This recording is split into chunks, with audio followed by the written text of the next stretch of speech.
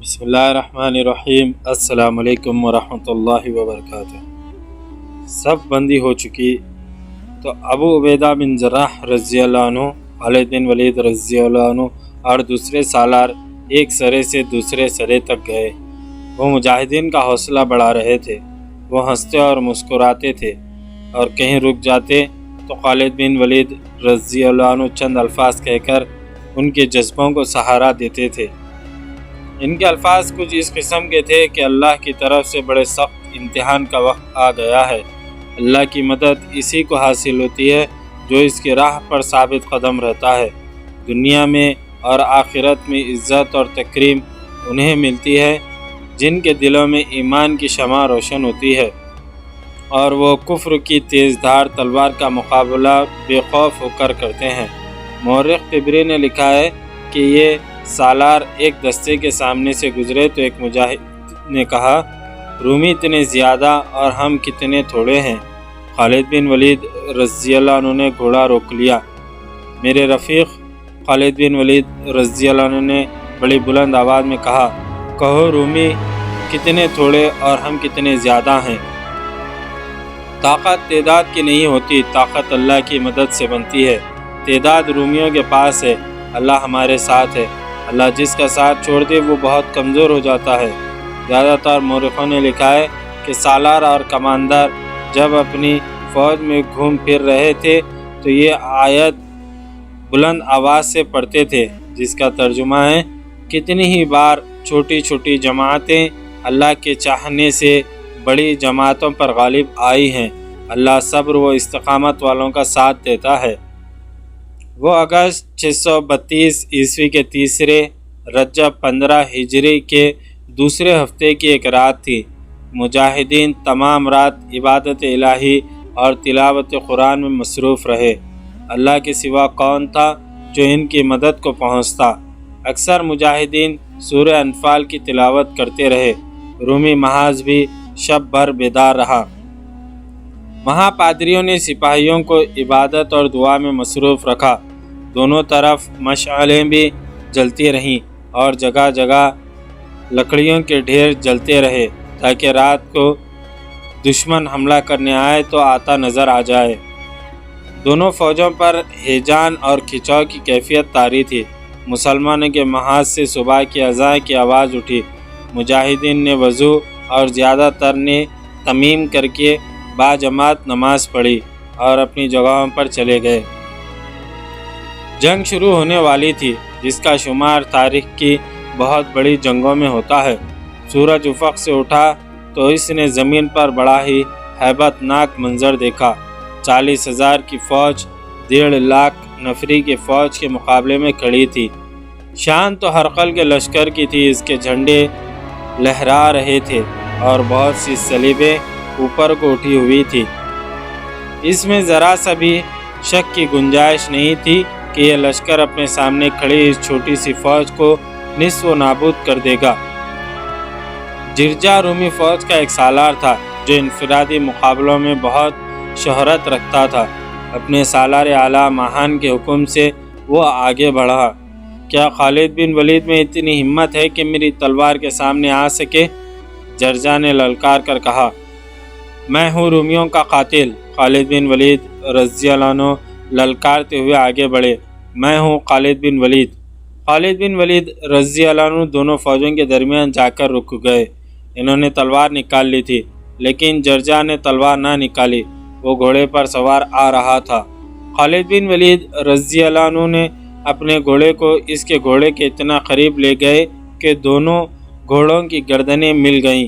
جرجا نے پھر بھی تلوار نہ نکالی۔ ابن ولید، جرجا نے کہا، جھوٹ نہ بولنا کہ جنگجو جھوٹ نہیں بولا کرتے، دھوکہ بھی نہ دینا کہ اعلیٰ نسل کے لوگ دھوکہ نہیں دیا کرتے۔ پوچھ ہے دشمن اسلام۔ خالد بن ولید رضی اللہ عنہ نے کہا، جنگجو جھوٹ نہیں بولے گا، دھوکہ نہیں دے گا۔ پوچھ کیا پوچھتا ہے؟ کیا میں اسے سچ سمجھوں کہ تیرے رسول صلی اللہ علیہ وسلم کو خدا نے آسمان سے تلوار بھیجی تھی؟ جرجا نے پوچھا، اور یہ تلوار تیرے رسول صلی اللہ علیہ وسلم نے تجھے دی تھی؟ اور جب تیرے ہاتھ میں یہ تلوار ہوتی ہے تو دشمن شکست کھا کر بھاگ جاتا ہے؟ یہ سچ نہیں، خالد بن ولید رضی اللہ عنہ نے کہا، پھر تو سیف اللہ کیوں کہلاتا ہے؟ جرجا نے پوچھا، پھر تو اللہ کی شمشیر کیوں بنا؟ سچ یہ ہے کہ اے دشمن اسلام، خالد بن ولید رضی اللہ عنہ نے کہا، رسول خدا صلی اللہ علیہ وسلم نے میری تیغ زنی کے جوہر دیکھے تھے تو آپ صلی اللہ علیہ وسلم نے بے ساختہ کہا تو اللہ کی تلوار ہے۔ آپ صلی اللہ علیہ وسلم نے مجھے اپنی تلوار انعام کے طور پر دی تھی، اب نکال اپنی تلوار اور تو بھی اس کا ذائقہ چکھ لے۔ اگر میں تلوار نہ نکالوں تو پھر کہو لا الہ الا اللہ محمد الرسول اللہ۔ خالد بن ولید رضی اللہ عنہ نے کہا، تسلیم کر کے محمد صلی اللہ علیہ وسلم اللہ کے رسول ہیں۔ میں ایسا کہنے سے انکار کر دوں تو کیا کرے گا؟ پھر تجھ سے جزیہ مانگوں گا۔ خالد بن ولید رضی اللہ عنہ نے کہا، اور تجھے اپنی حفاظت میں رکھوں گا۔ اگر میں جزیہ دینے سے انکار کر دوں پھر نکال اپنی تلوار۔ خالد بن ولید رضی اللہ عنہ نے کہا، اور پہلا وار کر لے کہ تجھے کوئی افسوس نہ رہے کہ وار کرنے کا تجھے موقع نہیں ملا۔ جرجا کچھ دیر خاموش رہا اور خالد بن ولید رضی اللہ عنہ کے منہ کی طرف دیکھتا رہا۔ اگر کوئی آج اسلام قبول کرے تو اس کو کیا درجہ دو گے؟ جرجا نے پوچھا، وہی درجہ جو ہر مسلمان کا ہے۔ خالد بن ولید رضی اللہ عنہ نے کہا، اسلام میں کوئی بڑا اور چھوٹا نہیں، میں تیرے مذہب میں آنا چاہتا ہوں۔ جرجا نے کہا، میں اسلام قبول کرتا ہوں۔ خالد بن ولید رضی اللہ عنہ کے چہرے پر حیرت کا بڑا گہرا تاثر آ گیا۔ کیا تو اپنے ہوش و حواس میں ہے اے رومی سالار؟ خالد بن ولید رضی اللہ عنہ نے پوچھا۔ ہاں ابن ولید، جرجا نے جواب دیا، مجھے اپنے ساتھ لے چل۔ خالد بن ولید رضی اللہ عنہ نے اپنا گھوڑا موڑا۔ جرجا نے اپنا گھوڑا خالد بن ولید رضی اللہ عنہ کے پہلو میں کر لیا اور وہ مسلمانوں کے محاذ میں آ گیا۔ خالد بن ولید رضی اللہ عنہ نے اسے کلمہ پڑھایا اور وہ مسلمانوں کے محاذ میں شامل ہو گیا۔ مسلمانوں نے تکبیر کے نعرے بلند کیے اور رومی لشکر نے بڑی بلند آواز سے جرجا پر لعن طعن کی، لیکن جرجا کو کچھ اثر نہ ہوا۔ بڑی ہی خونریز جنگ شروع ہونے والی تھی اور جرجا اپنے لشکر کے خلاف لڑنے کے لیے تیار ہو گیا تھا۔ اگست 632 عیسوی مسلمانوں کے بڑے ہی سخت امتحان کا مہینہ تھا۔ رومیوں کا ایک سالار اسلام قبول کر کے مسلمانوں کے پاس آ گیا تھا۔ مسلمانوں نے خوشی کے نعرے تو بہت لگائے تھے، لیکن انہیں احساس تھا کہ دشمن کی ایک سالار کے ادھر آ جانے سے رومیوں کے اتنے بڑے لشکر میں ذرا سی بھی کمزوری پیدا نہیں ہوگی اور دشمن کے لڑنے کے جذبے میں بھی کوئی فرق نہیں آئے گا۔ مسلمانوں کو اتنے بڑے اور ایسے منظم لشکر کا سامنا پہلی بار ہوا تھا۔ اسلام کے لیے یہ بڑا ہی خطرناک چیلنج تھا جو اسلام کے شہدائیوں نے قبول کر لیا تھا۔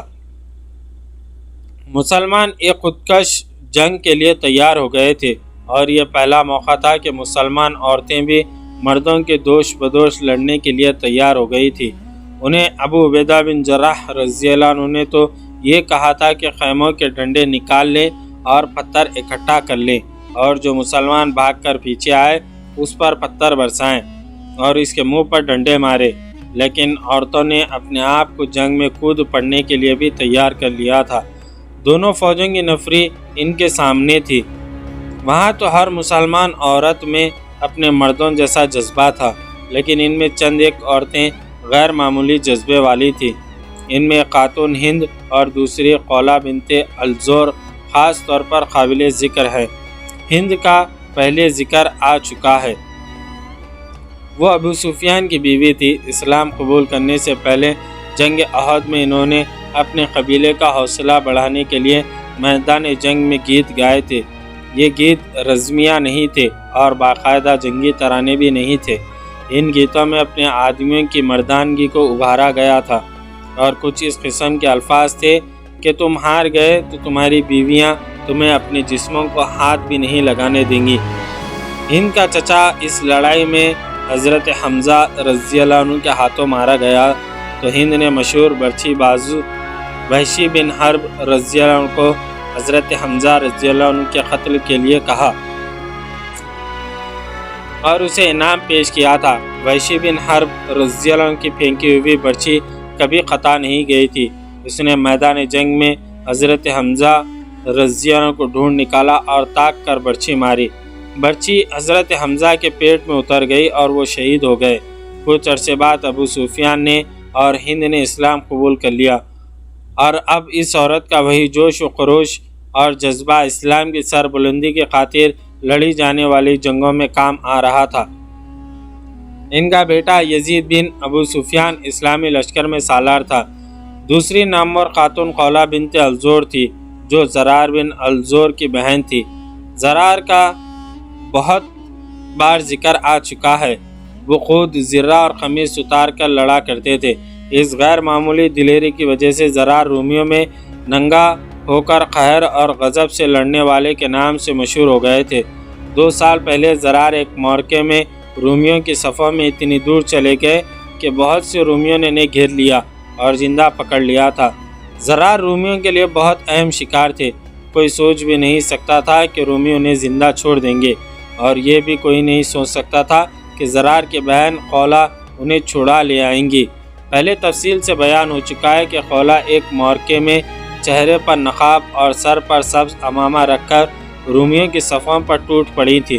وہ خالد بن ولید رضی اللہ عنہ کے قریب سے گزر کر آگے گئی تھی۔ خالد بن ولید رضی اللہ عنہ انہیں اپنا کوئی مجاہد سمجھ رہے تھے۔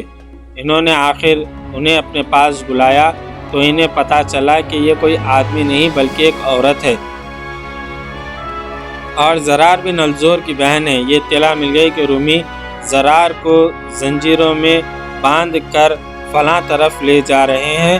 رومی کی تعداد خاصی زیادہ تھی۔ رافع بن عمیرہ کو 100 سوار دے کر خالد بن ولید رضی اللہ عنہ نے زرار کو چھڑا لانے کو بھیجا تو خولہ بھی پیچھے پیچھے چلی گئیں۔ خالد بن ولید رضی اللہ عنہ کو ان کے جانے کا علم نہیں تھا۔ جب وہ رافع بن عمیرہ کے سواروں سے جا ملی تو رافع نے بھی انہیں روکا تھا، لیکن خولہ رکی نہیں۔ انہوں نے اپنے بھائی کو آزاد کرانے کے لیے رومیوں پر حملہ کیا تو مردوں کو حیران کر دیا۔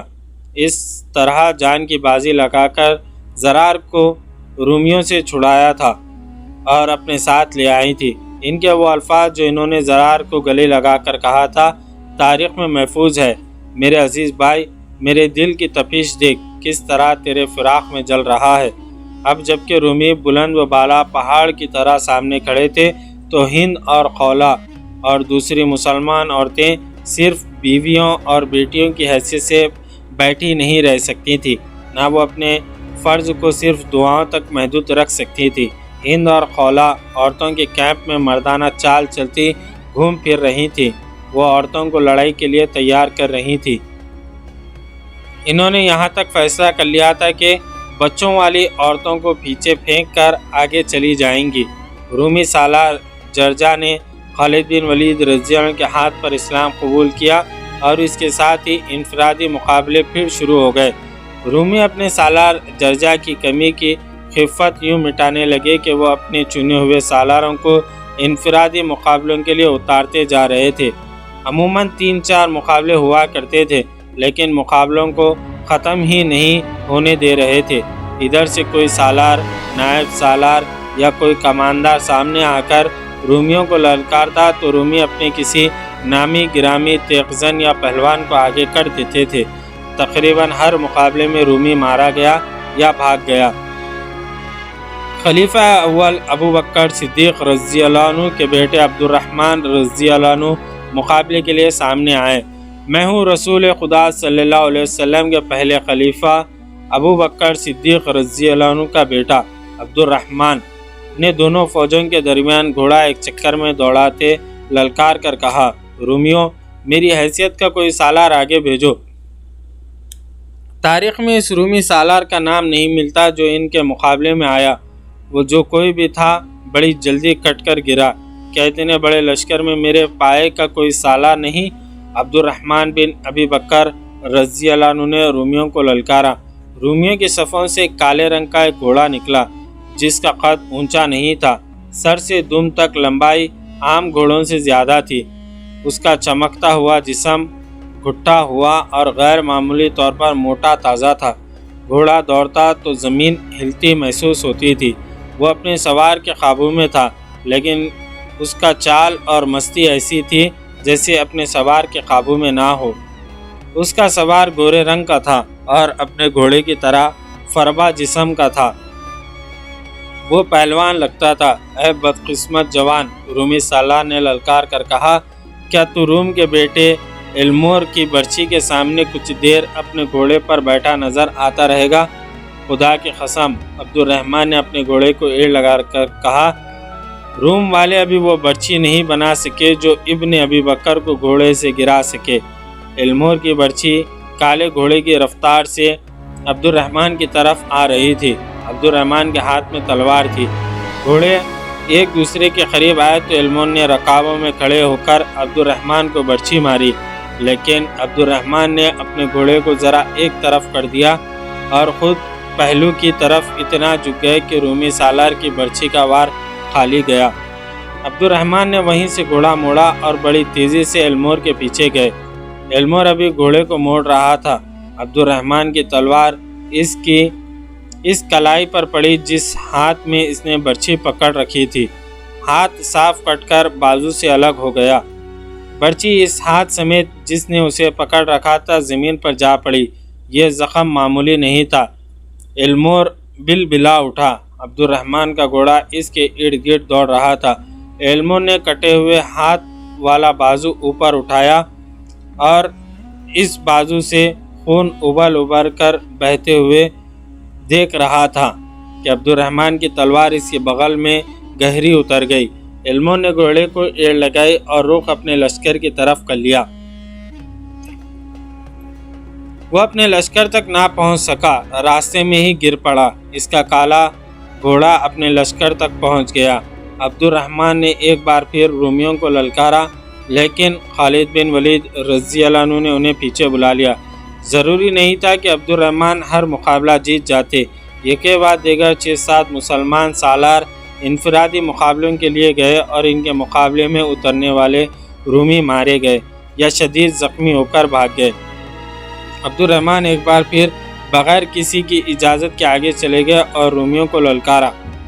ایک رومی سالار ان کے مقابلے میں آیا اور واپس نہ جا سکا۔ یہ تیسرا رومی سالار تھا جو عبد الرحمن کے ہاتھوں مارا گیا تھا۔ اس طرح عبد الرحمن نے 3 رومی سالاروں کو مار ڈالا۔ خالد بن ولید رضی اللہ عنہ نے سختی سے کہا کہ وہ اب آگے نہ جائیں، اب کوئی آگے نہیں جائے گا۔ رومی سالار اعلیٰ ماہان نے حکم دیا اور اپنے ساتھ کے سالاروں سے کہا، اگر یہ مقابلے جاری رہے تو ہمارے پاس کام کا کوئی ایک بھی سالار نہیں رہ جائے گا۔ کیا ہمیں اعتراف نہیں کر لینا چاہیے کہ ہمارے پاس کوئی ایسا سالار یا کوئی اور آدمی نہیں جو مقابلے میں مسلمانوں کو شکست دے سکے؟ اگر ہم اپنے سالاروں کو اس طرح مرواتے گئے تو اپنے لشکر پر اس کا بہت برا اثر پڑے گا۔ بہت برا اثر پڑ رہا ہے، ایک تجربہ کار سالار نے کہا۔ میدان میں دیکھیں، صرف ہمارے سالاروں اور کمانداروں کی لاشیں پڑی ہیں اور مسلمان ہمیں تانے دے رہے ہیں۔ ہم اتنا لشکر کیوں لائے ہیں؟ ان چند ہزار مسلمانوں کو ہم اپنے گھوڑوں کے قدموں تلے کچل دیں گے۔ ان کی لاشیں پہچانی نہیں جائیں گی۔ ہمیں پورے لشکر سے ایک ہی بار حملہ کر دینا چاہیے۔ قلب کے ایک سالار نے کہا۔ نہیں، ماہان نے کہا، مسلمانوں سے اتنی بار شکست کھا کر بھی تم مسلمانوں کو نہیں سمجھے؟ مسلمانوں کی نفرت جتنی کم ہوتی ہے یہ اتنی زیادہ خطرناک ہوتے ہیں۔ میں پہلا حملہ ذرا کم نفری سے کروں گا اور دیکھوں گا کہ یہ اپنے آپ کو بچانے کے لیے کیا طریقہ اختیار کرتے ہیں۔ آدھا دن گزر گیا تھا، سورج سر پر آ گیا تھا، اگست کی گرمی اور حبس کا عروج شروع ہو چکا تھا۔ ماہان نے اتنی ہی نفری حملے کے لیے آگے بڑھائی جتنی مسلمانوں کی تھی۔ یہ اس کے لشکر کی نفری کا چوتھا حصہ تھا، یعنی تقریباً 40,000۔ یہ تمام نفری پیادوں کی تھی۔ جب یہ نفری رومیوں کی دفوں کی تال پر آگے بڑھی تو لگتا تھا جیسے طوفانی سمندر کی موجیں پہلو با پہلو بھپری ہوئی غراتی ہوئی اپنے ساتھ ہی سب کچھ بہا لے جانے کو آ رہی ہے۔ اسلام کے پاس بانو، کسی مجاہد کی گرجدار آواز بلند ہوئی، آج کا دن تمہارے امتحان کا دن ہے، اللہ تمہیں دیکھ رہا ہے، اللہ ہمارے ساتھ ہے۔ مسلمانوں کی صفوں سے تکبیر کے نعرے گرجے۔ اگلے صف میں جو لمبی برچی والے تھے اور جو تیر انداز تھے وہ تیار ہو گئے۔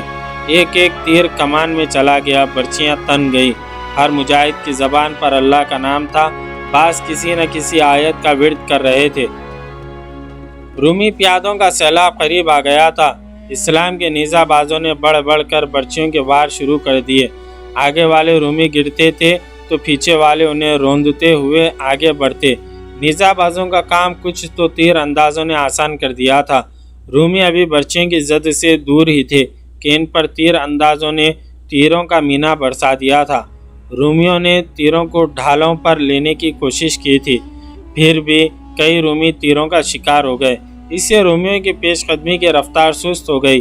آگے آئے تو مسلمانوں کی برچیوں نے انہیں چھلنی کرنا شروع کر دیا، لیکن ان رومیوں کا حملہ مسلمانوں کے سارے محاذ پر نہیں بلکہ 11 میل لمبے محاذ کے تھوڑے سے حصے پر تھا۔ اتنے تھوڑے حصے پر اتنی زیادہ نفری کا حملہ روکنا آسان نہیں تھا۔ رومی پیادے بڑھے آ رہے تھے، حالانکہ ان کا نقصان خاصا زیادہ ہو رہا تھا۔ مسلمان تیر اندازوں اور نیزہ بازوں نے جب دیکھا کہ رومی سر پر آ گئے ہیں تو انہوں نے تلواریں نکالی اور معرکے کی خون ریزی میں اضافہ ہو گیا۔ ابو عبیدہ بن جراح رضی اللہ عنہ اور خالد بن ولید رضی اللہ عنہ نے اپنے دماغ حاضر اور حوصلے قائم رکھے۔ صورتحال ایسی ہو گئی تھی کہ محاذ کے جس حصے پر اتنا زوردار حملہ ہوتا تھا اسے کمک سے مزید مضبوط کیا جاتا، لیکن خالد بن ولید رضی اللہ عنہ نے اس سے بھی زیادہ خطرہ مول لینے والے سالار تھے، اور ان کے پاس کیا ہے، انہیں حالات میں لڑنا تھا۔ وہ دیکھ رہے تھے کہ جنگ فیصلہ کن ہوگی، چنانچہ انہوں نے کمک اور مدد کی امید دل سے نکال پھینکی تھی۔ مدد کے لیے وہ صرف اللہ کو پکارتے تھے۔ صاف نظر آ رہا تھا کہ رومی سالار احتیاط سے کام لے رہے تھے۔ رومی سالار اعلیٰ مہان دیکھ رہا تھا کہ اس کے حملہ آور پیادہ کٹ رہے ہیں اور وہ مقصد پورا کرتا نظر نہیں آ رہا تھا جس مقصد کے لیے اس نے حملہ کرایا تھا۔ پھر بھی اس نے اپنے حملہ آور پیادوں کو پیادہ یا سوار دستے کی کمک نہ دی۔ مورخ لکھتے ہیں کہ ماہان کو یہ توقع تھی کہ مسلمان اس حملے کا مقابلہ کرنے کے لیے اپنے پورے محاذ کو درہم برہم کر دیں گے، لیکن اس کی یہ توقع پوری نہیں ہو رہی تھی۔ کمک نہ ملنے کا اور اپنے اتنے زیادہ نقصان کا اثر رومی حملہ آور پیادوں پر بہت برا ہوا۔ قریب تھا کہ وہ خود ہی پیچھے ہٹ جاتے کہ ان کے ایک سالہ نے انہیں پیچھے ہٹا لیا۔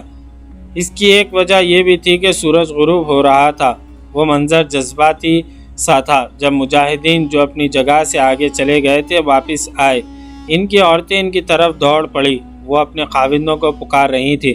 انہوں نے اپنے مردوں کو گلے لگایا اور جو زخمی تھے ان کی باقاعدہ مرہم پٹی کرنے سے پہلے اپنی اوڑھنیاں پھاڑ پھاڑ کر ان کے زخم صاف کیے اور ان پر اوڑھنیوں کی پٹیاں باندھ دی۔ عورتیں پانی کے مشکیزیں اٹھائے میدان جنگ میں پھیل گئیں اور ان زخمیوں کو ڈھونڈتی پھرتی تھیں جو اپنے سہارے اٹھ کر چلنے کے قابل نہیں تھے۔ عورتوں کے انداز میں والہانہ پن اور دیوانگی سی تھی۔ وہ شدید زخمی ہو جانے والوں کو پانی پلاتی، ان کے زخموں پر کپڑے پھاڑ کر پٹیاں باندھتی تھیں اور انہیں اٹھا کر اپنے سہارے پیچھے لا رہی تھیں۔ شام گہری ہو گئی تو میدان جنگ میں مشعلیں نظر آنے لگی۔ عورتوں کے ساتھ مجاہدین بھی اپنے شدید زخمی اور شہید ساتھیوں کو ڈھونڈ رہے تھے۔ ان کے حوصلے بلند تھے۔ انہوں نے بڑا ہی شدید حملہ بیکار کر دیا تھا۔ میدان جنگ میں رومیوں کی لاشیں دیکھ کر ان کے حوصلے اور جذبے کو مزید تقویت ملی۔ مسلمانوں کے مقابلے میں رومیوں کا نقصان بہت زیادہ تھا۔ بہت سے رومی ایک گروہ یا جیش کی صورت میں مشعلیں اٹھائے آگے آئے۔ وہ اپنے زخمیوں کو اور اپنے ساتھیوں کی لاشوں کو اٹھانے آئے تھے۔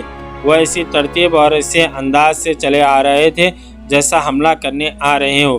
مسلمان جو اپنے زخمی ساتھیوں کو اٹھا رہے تھے تلواریں نکال کر ان پر ٹوٹ پڑے۔ اچھا خاصا معرکہ ہوا۔ ہم اپنے زخمیوں کو اٹھانے آئے ہیں۔ رومیوں کی طرف سے آواز بلند ہوئی، تم زخمی ہو کر ہی اپنے زخمیوں کو اٹھا سکو گے۔ مجاہدین کی طرف سے جواب آیا۔ 2-3 جگہوں پر اس طرح کی جھڑپیں ہوئی اور رات گزر گئی۔ اس وقت رومی سالار اعلیٰ ماہان نے سالاروں کو اپنے سامنے بٹھا رکھا تھا۔ اپنے آپ کو دھوکے میں نہ رکھو، وہ کہہ رہا تھا۔ ہم اپنے حملے میں بری طرح ناکام ہوئے ہیں۔ کیا کوئی بتا سکتا ہے کہ اس کی کیا وجہ ہے؟ میرا خیال ہے کہ ہمارے سپاہیوں نے اپنے اوپر مسلمانوں کا خوف طاری کر رکھا ہے۔ ایک سالار نے کہا۔ نہیں، ماہان نے کہا، ہماری صفوں میں اتحاد نہیں، مسلمان ایک ہیں، وہ بھی مختلف قبیلوں کے ہیں، لیکن وہ سب اپنے آپ کو مسلمان سمجھتے ہیں۔ انہوں نے اپنے آپ کو اسلام کے رشتے کا پابند کر لیا ہے، اس عقیدے نے انہیں ایک جان کر دیا ہے۔ ہم میں یہ اتحاد نہیں، کئی ایک علاقوں اور کئی ایک قبیلوں کے لوگ ہمارے ساتھ آ ملے ہیں، لیکن ہمارے درمیان کوئی ایسا رشتہ نہیں جو ہم سب کو متحد کر سکے۔ ایک رات میں اتحاد پیدا نہیں کیا جا سکتا۔ سالار اعلیٰ ایک پرانے سالار نے کہا، ہمارے درمیان اتحاد نہ ہونے کا یہ مطلب تو نہیں کہ ہم ایک دوسرے کو پسند نہیں کرتے، ہمیں انہی حالات میں لڑنا ہے۔ ہاں، ماہان نے کہا، ہمیں انہی حالات میں لڑنا ہے۔ میں مایوس نہیں، ہمیں کوئی طریقہ اختیار کرنا پڑے گا۔ کل صبح ہم اس وقت مسلمانوں پر حملہ کریں گے جب وہ حملہ روکنے کے لیے تیار نہیں ہوں گے، اور یہ ان کی عبادت کا وقت ہوگا۔ تقریباً ان تمام مورخوں نے جنہوں نے جنگ یرموک کو تفصیل سے بیان کیا ہے، ماہان کا اگلی صبح کے حملے کا پلان اس طرح لکھا ہے کہ مسلمانوں کے قلب پر حملہ کیا جائے گا جو دھوکہ ہوگا۔ اس کا مقصد یہ ہوگا کہ قلب یعنی مسلمانوں کے درمیانی دستوں کو، جن میں مرکزی کمان بھی تھی، لڑائی میں الجھا کر یہیں روکے رکھے گا۔ اس سے فائدہ یہ اٹھایا جائے گا کہ مسلمانوں کا مرکز اپنے دائیں بائیں کی طرف توجہ نہ دے سکے۔ ماہان کے پلان کے مطابق اصل حملہ مسلمانوں کے پہلوؤں پر کرنا تھا، جس کا مقصد یہ تھا کہ پہلوؤں کے دستوں کو بکھیر کر ختم کیا جائے، اور اگر مسلمان مقابلے میں جم جائیں تو ان پر ایسا دباؤ ڈالا جائے کہ وہ اپنے قلب کی طرف اکٹھا ہو جائیں۔ اس صورت میں ان پر پہلوؤں اور عقب سے حملہ کیا جائے۔ پلان بڑا ہی خطرناک تھا۔ رومیوں کی نفری اتنی زیادہ تھی کہ اس کے بل بوتے پر اپنے پلان کو کامیاب کر سکتے تھے۔ جاؤ اور اپنے دستوں کو صبح کے حملے کے لیے تیار کرو، ماہان نے کہا، لیکن تیاری ایسی خاموشی سے ہو کہ پتہ نہ چلے۔ مسلمانوں نے جاسوس ہمارے ارد گرد موجود کر دیے ہیں۔ رات کو ہی ماہان نے اپنا خیمہ اکھڑوایا اور ایک چٹان کی سب سے اونچی چوٹی پر لے کر جا کر نصب کروایا۔ وہاں سے تمام تر محاذ کو وہ دیکھ سکتا تھا۔ اس نے تیز رفتار گھوڑوں والے قاصد اپنے ساتھ رکھ لیے اور اپنا حفاظتی دستہ بھی اپنے ساتھ لے گیا۔ دستے کی نفری 2000 تھی۔ دونوں طرف کی فوجوں کے درمیان 1.5 میل کا فاصلہ تھا۔ خالد بن ولید رضی اللہ عنہ نے حسب معمول دشمن کی نقل و حرکت پر نظر رکھنے اور اطلاع دینے کے لیے اپنے آدمی آگے بھیج رکھے تھے، لیکن دشمن کے محاذ کی صورت ایسی تھی کہ قریب جا کر کچھ دیکھنا ممکن نہ تھا۔ اپنے آدمی بلندیوں سے دیکھتے رہتے تھے۔ مسلمان فجر کی نماز پڑھ رہے تھے۔ آگے گیا ہوا ایک آدمی دوڑتا آیا اور خالد بن ولید رضی اللہ عنہ کو بتایا کہ رومی تیار ہو کر ترتیب میں آ رہے ہیں۔ ترتیب کیسی ہے؟ خالد بن ولید رضی اللہ عنہ نے پوچھا۔ ترتیب حملے کی معلوم ہوتی ہے، جاسوس نے جواب دیا۔ پہلے 10 بجے تھے، پھر ان کے دستے بڑی تیزی سے ترتیب میں آ گئے۔ سوار گھوڑوں پر سوار ہو چکے ہیں۔ ہو نہیں سکتا کہ رومی کہیں اور جا رہے ہوں، خالد بن ولید رضی اللہ عنہ نے کہا۔ وہ حملے کے لیے آ رہے ہیں۔ خالد بن ولید رضی اللہ عنہ کچھ پریشان بھی ہوئے، لیکن وہ حوصلہ ہارنے والے نہیں تھے۔ تیاری کا وقت نہیں تھا۔ اگر رومی تیار تھے تو انہوں نے مسلمانوں کی اس حالت میں دبوچنا تھا جب وہ تیاری کر رہے تھے۔ انہوں نے بڑی تیزی سے تمام سالاروں کی اطلاع بھجوا دی کہ دشمن کا حملہ آ رہا ہے۔ مسلمان جب تیار ہو رہے تھے، اس وقت رومی لشکر اپنے محاذ سے چل پڑا تھا۔ اس کی رفتار خاصی تیز تھی۔ رومی سالاروں کو توقع تھی کہ وہ مسلمانوں کو بے خبری میں جا لیں گے، لیکن وہ جب قریب آئے تو مسلمان تیار تھے۔ وہ خلاف توقع اتنی جلدی تیار ہو گئے تھے۔ خالد بن ولید رضی اللہ عنہ نے انہیں لمبا چوڑا حکم نہیں بھیجا تھا، نہ کوئی ہدایت جاری کی تھی، صرف اتنا پیغام دیا کہ دشمن کا حملہ آ رہا ہے، اپنے اپنے محاذ پر تیار رہو۔ صبح کا اجالا سفید ہو رہا تھا۔ رومی اس سیلاب کی طرح بڑے آ رہے تھے۔ ان کا رخ مسلمانوں کے قلب کی طرف تھا۔ ان کے بہت سے دستے دائیں اور بائیں پہلو کی طرف بھی آ رہے تھے، لیکن معلوم یہی ہوتا تھا کہ وہ حملہ قلب پر کریں گے۔ خالد بن ولید رضی اللہ عنہ نے اپنے قلب کے دستوں کو آگے بڑھ کر دشمن کا استقبال کرنے کا حکم دیا۔ انہوں نے دفاع کا طریقہ وہی اختیار کیا کہ برچی بازوں اور تیر اندازوں کو آگے کر رکھا تھا۔ رومی جو اس امید پر بہت تیزی سے آ رہے تھے کہ مسلمان بے خبر ہوں گے اور یہ بڑی آسان فتح ہوگی، مسلمانوں کو ہر لحاظ سے تیار دیکھ کر ذرا سست ہو گئے اور ان قدم رکنے لگے۔ انہوں نے گزشتہ روز حملہ کر کے دیکھ لیا تھا۔ مسلمان تیر اندازوں نے اتنی تیزی سے تیر چلانے شروع کر دیے کہ فضا میں ایک جال تن گیا۔ رومی رک کر پیچھے ہٹے اور تیروں کی زد سے دور نکل گئے۔ کچھ دیر بعد وہ ڈھالیں آگے کر کے بڑھنے لگے۔ تیر اندازوں نے ایک بار پھر تیروں کا مینہ برسا دیا، لیکن اب کے رومی بڑھتے آئے، تیر کھا کر گرتے بھی رہے اور وہ نیزہ بازوں تک آ پہنچے۔ رومیوں کے پاس مروانے کے لیے بہت نفری تھی۔ نیزہ بازوں نے رومیوں کو روکنے کی بھرپور کوشش کی، لیکن رومیوں کی للغار اتنی شدید تھی کہ رک نہ سکی۔ تب خلف کے دستے آگے بڑھے اور مجاہدین نے جان کی بازی لگا دی۔ خالد بن ولید رضی اللہ عنہ یہ دیکھ کر حیران ہوئے کہ رومی پیچھے ہٹنے لگے ہیں۔ مجاہدین ان کے پیچھے گئے، لیکن خالد بن ولید رضی اللہ عنہ نے روک دیا۔ کچھ دیر بعد رومی پھر آگے بڑھے اور مجاہدین نے پہلے کی طرح حملہ روکا۔ خاصی خون ریزی ہوئی اور رومی پیچھے ہٹ گئے، اور اس کے بعد یہی سلسلہ چلتا رہا۔ مسلمان سالاروں کو معلوم ہی نہ تھا کہ ماہان کا پلان ہی یہی ہے کہ مسلمانوں کے قلب اور محفوظہ کو الجھائے رکھو تاکہ اپنے پہلوؤں سے بے خبر رہیں اور انہیں کمک نہ دے سکیں۔ اس طرح یہاں پر 64ویں قسط اپنے اختتام کو پہنچی۔ کل ہم انشاءاللہ 65ویں قسط لے کر آپ کی خدمت میں حاضر ہوں گے۔ جزاک اللہ خیر۔